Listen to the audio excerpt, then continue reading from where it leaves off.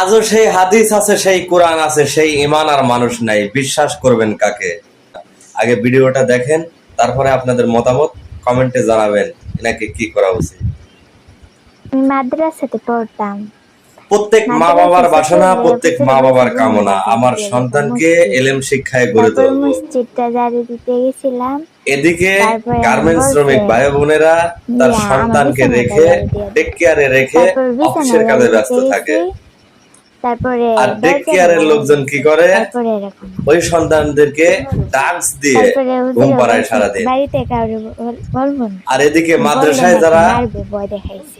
মা বাবা চিন্তা করে যে আমার ছেলে সন্তানকে আলেম বানাবো, হুজুরেরা কি পরে করে? তোমার কি ধরনের ভয় দেখাইছে? ঘটে গেল মায়ের এক ভয় আশ্চর্য দেখাইছে? ঘটনা। হ্যাঁ, নেত্রকোনার পরে তোমার আম্মার একজন কাছে তুমি মেয়ে, বলো? না 9 বছরের মেয়ে অন্তঃসত্ত্বা। আমার আম্মু আমাকে কিভাবে দিয়ে বিশ্বাস দিচ্ছে, করব তারপরে বলেন? আমার পেটের মাঝে আমরা হাত কোন দিছে। জায়গায় ছেলে সন্তানকে রেখে ঠিকভাবে আমরা জীবন যাপন করতে পারি না। তারপরে এরকম ঘটনা। তারপরে আম্মুরে বলছি আমি।